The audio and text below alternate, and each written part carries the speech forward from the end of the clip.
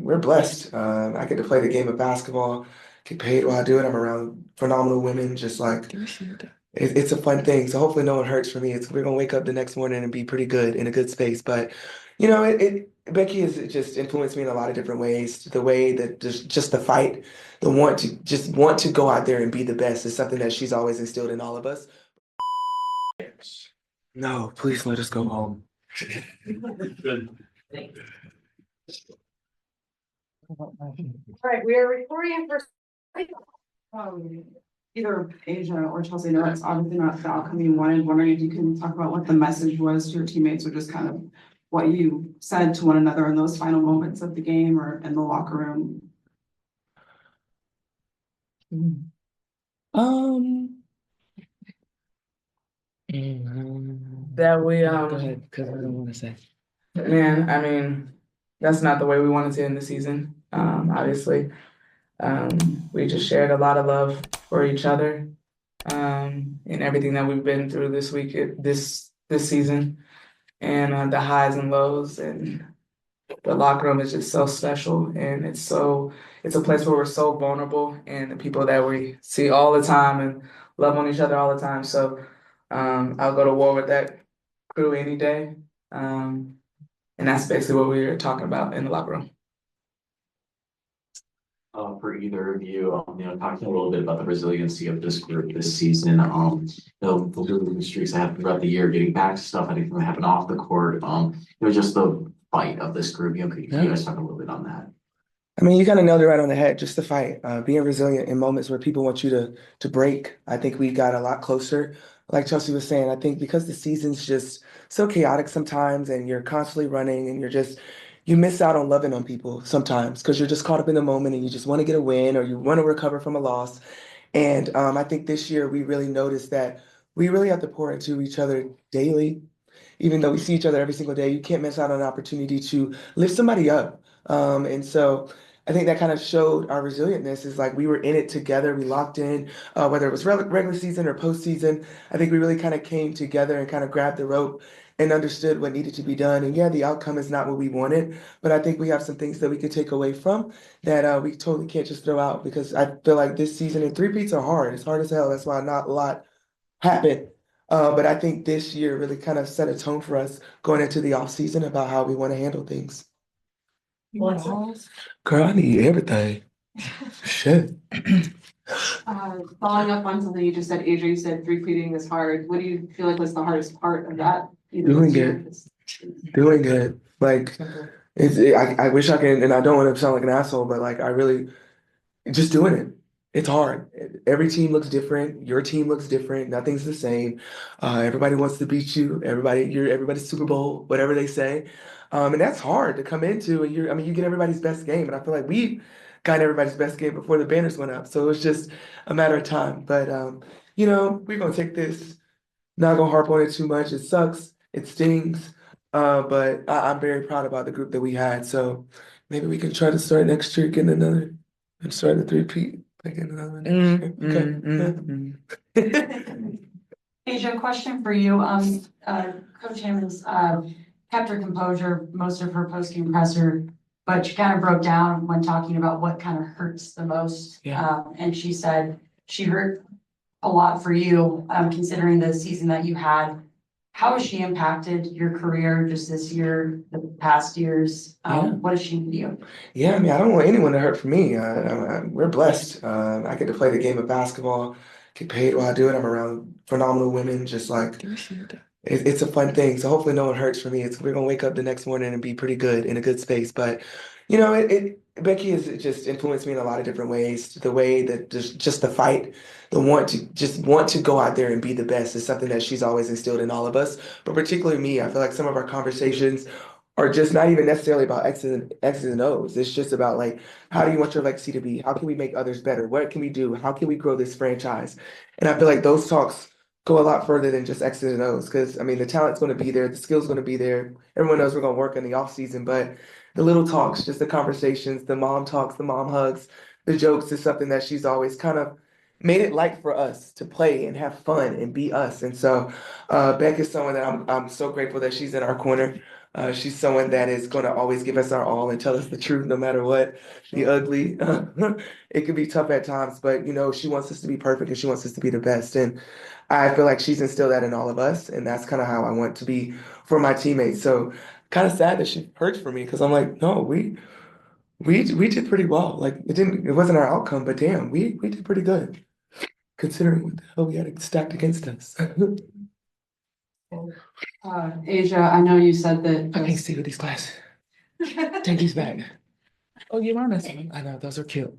the act of three-peating itself is hard, Yeah. but what kind of slight differences were there in going for the three-peat versus just going for a regular repeat? Mm. Mm. It's really it's just hard. Like I don't know how else to say it. It's just one of those things that is just like it seems like everyone is just gunning for you. And every single game is like a back against the wall type of game because you're gonna get everybody's first punch, you're gonna get everybody's best punch, and you have to sometimes sustain that. And over the course of 40 minutes and over the course of the season, that's very, very hard to do. But I think we did a great job of weathering a lot of storms, particularly down the stretch. Like obviously we didn't have the start that we wanted to, but I think we started to really come together. And that's what matters the most to me is that we never back down from any fight. We never backed down from any challenge. We were always just happy for one another, and their energy in our locker room is something that's so special. Hence why we don't let a lot of people in it because that's how sacred our space is. So it's hard, but at the same time, I would go to war with these lovely young ladies any day, any day.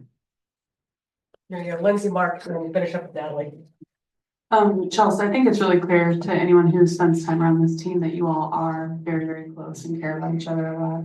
To the point that like Becky had made when she was in here about that she hurt for Asia. I wondered if you felt like the rest of the team felt that, and how that can motivate you going into the off season.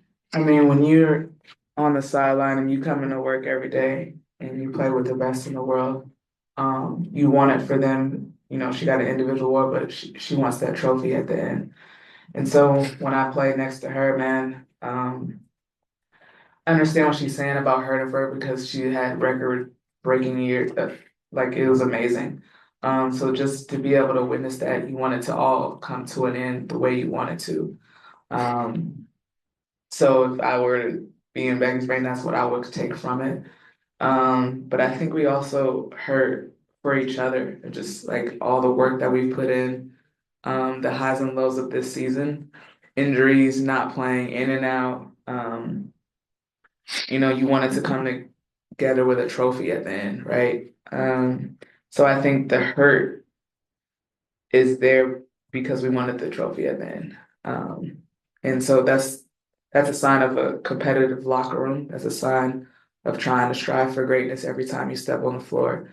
And I'm sitting next to somebody that is great every time she steps on the floor. And I say this all the time that people give flowers after they retire, and it's sometimes it's too late. You got to do it while they're playing and get people out to watch greatness. And so being able to witness that every day is special. For the player, what did you learn about this team this year that will help you when you guys reassemble for next season? We can withstand a few punches.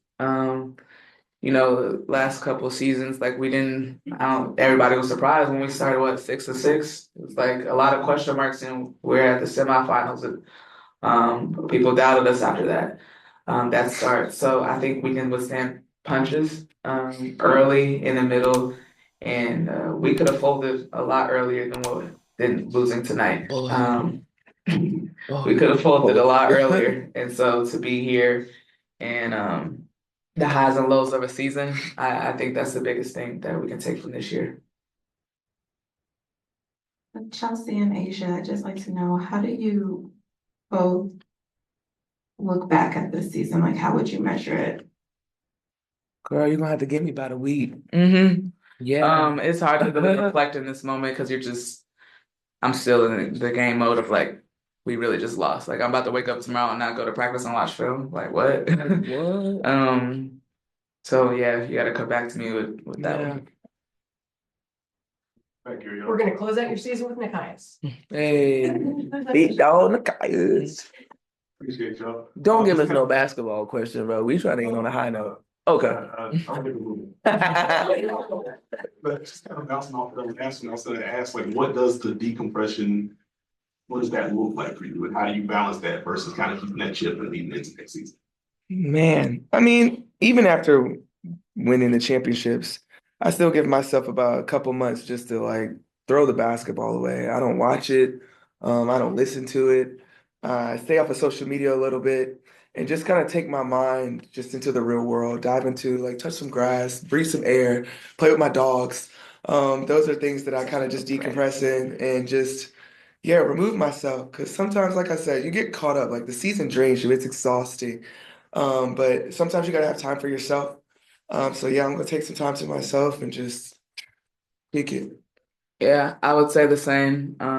Take my son to the pool, just hang out with him, and go knock on Asia's door to see what she doing. Oh gosh. I need to go to the movies.